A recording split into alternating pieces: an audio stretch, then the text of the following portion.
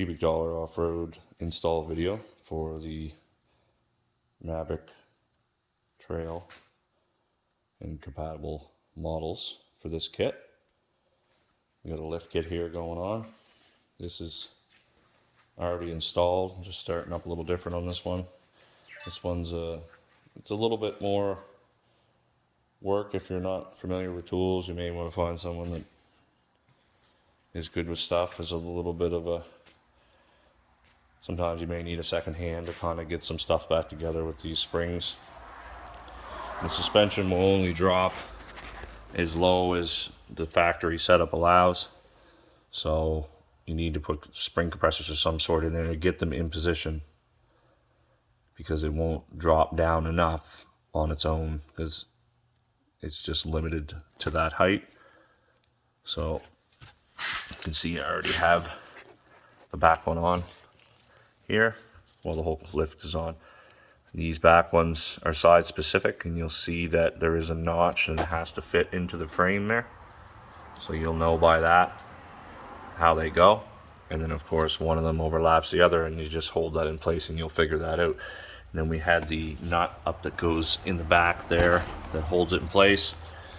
There is an extra bolt supplied if you want to drill a hole in the second spot. It's not necessary, but maybe if you got really big heavy tires or something, you may want to make it a little stronger if you're driving it like crazy, whatever. There's another hole there and you can put a second bolt in it. So you can see that one's in there like that. Everything's all torqued down. These are M12 bolts, so you refer to the spec sheet for the torque specs on all those. And you'll see in the video that I loosened these bolts because of just the way the springs want to bounce out when it's up in the air. They want to swing out. So what you're going to do when you're completely done, if you do it the way I did with the lower bolts, you're going to want to loosen them up and then tighten them up again when it's on the ground, and then it's the bushings are living on the angle that they were. This side here is also got the groove in there. Everything's all torqued down here.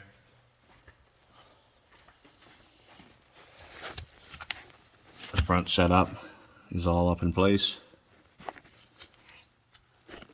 Springs are all in their lowest setting. And as you saw in the very first of the video, we were clearing a 5-gallon bucket with 28-inch Kenda cleavers. I don't know if they measure true or not, but this is just a 1000 trail model. Just getting ready to do the front. I have the spring compressors on it, attached here and snugged down before I lifted it. Now it's in the air. You can see that the cups up here are actually loose a little bit on the springs. Gonna pull this piece off, just grab it, lift up on it, pull that out. That'll be the first step. And there's 6 torque screws. And take all them out. And of course, it's a T30, like almost everything on Can-Ams. There's 2 more torque screws that have to take out, one there, one right here. I'm gonna take them out as well. Then there's going to be 1 bolt on each side, up, going in the back of the headlight, and that hole right there. This one was full of mud, so you might have to clean the mud out. And once you get them out, you can pull up on the back of these panels. This flips there. They will pop up like that. Then it's loose. This normally then you could take this right out. This one has the exoskeleton up around here, so I'm just gonna prop this one up so I have lots of room to work at what I need to do, and so I don't have to take this off. But if you don't have one of these, you can take this right off. And there's a push clip right here above the passenger side shock. I'm going to take that out, and you can see I have just have this propped up to stay out of my way. I'm not damaging anything. It's just laying up there loosely with the 2x4 holding it up. And then we're going to take the bolts out for the rad support here, the radiator. Just make sure there's some pieces in there behind them bolts. Just make sure you don't lose them. Then after that, the next step is going to be we're going to take out both of these shock bolts here. One over here, one over here. We're going to take them out next. I already have my machine in the air with the compressors on it. You can use the bolt to pull out the sleeves so you don't lose them. Just stick it in there and just kind of pry it to pull those out of each side of the. So these are 18 mil on both sides, nuts on the back, bolts in the front. I got these out. Now I'm going to pull out my shock bolts. You pop these two wire looms out. I'll give you some room to slide this bracket down in behind. It's going to go in like this so that the top hole lines up here, and the other one will line up with the other top bolt, and then the bolts for the rad will go through the middle of it. Just see how it's a little bit wider on the bottom here, and you know you're getting it in the right way. And then you have the lip facing away from the frame here, facing away from the frame on the back. So this one's gonna, with the lip this way, is gonna go down in behind. You get that bolt started in just a little bit. This process is going to be the same for both sides.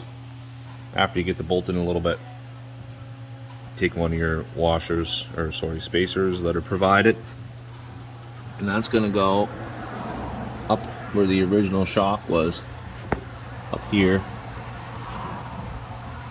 and then it will sit between the two pieces of the frame after the bolt goes in. And then after that, and you can put your rear plate on.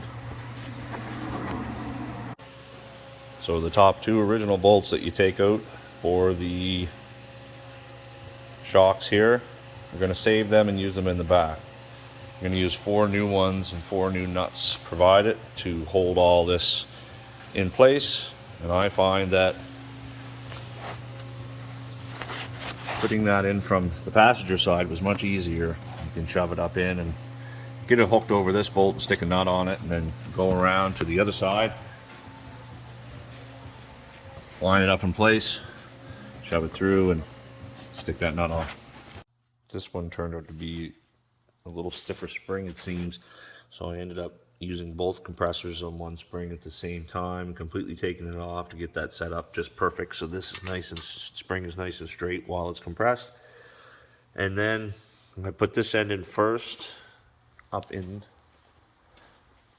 and I left the bottom unhooked because it's easier to hook that up after and give you all the movement you want. So we have the bolt goes in, one of the new bolts goes in, and there's a washer here that goes on this side of the shock. And then you're going to put your other washer on this side of the shock. And of course your spacers up here. And your nuts are on the back. And then after I got that all set in place, then I put this one in because it was a lot easier to see it from the bottom. Left the top bolts kind of loose, and it gives you lots of room to get those washers and stuff in place. And let me get the camera in here. There we go. It gives you lots of room to get everything in place. You can see a washer on one side, washer on the other side, and your spacer up there. This driver's side, I ended up putting the bolt in the other way, simply because the rad hose is in the way. They're not going to come off anyway with these nylock nuts once they're tightened to spec. I had everything torqued back down again, the bottom ones, and then those up there are also torqued back together.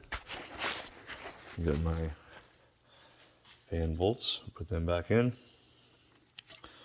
and of course these can go back in place there, and then your bracket is all in place now.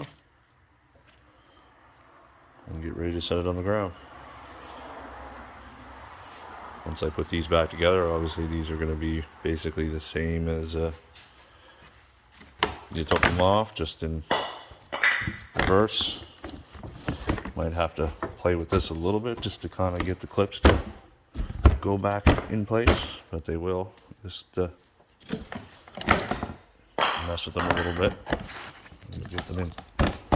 Once you get them sitting close, you can look up underneath and see under here where they're gonna go, and then just push that in like that. And then we can get all our bolts in here, and then one here, and the one that's up in behind going in this way. And that'll be all back together. And then we can pop this black piece back on and click that in place. So just a quick recap, we got this clip up here that we had to put back in. And then there's one here and then one on the other side. They would be the slightly longer ones with the washers. Short ones go here. The ones with washers go here. The ones with plastic tabs go in the back. And you can just reposition this back where the wear marks were on the plastics from before, and everything should line up perfectly. Got everything snugged down. Don't go too tight on these ones because you'll tear through them. There's a little slot there, groove there. If you line that up with that, just lay it and give it a little wiggle, it'll find its place, and then a little tap, and it's all back together. It's sitting on the ground now. Shocks are set to the lowest setting, which they have, and it should be all squished down. Set of 28s.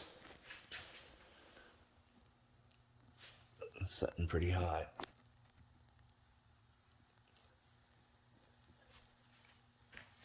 Rock sliders are above the hubs.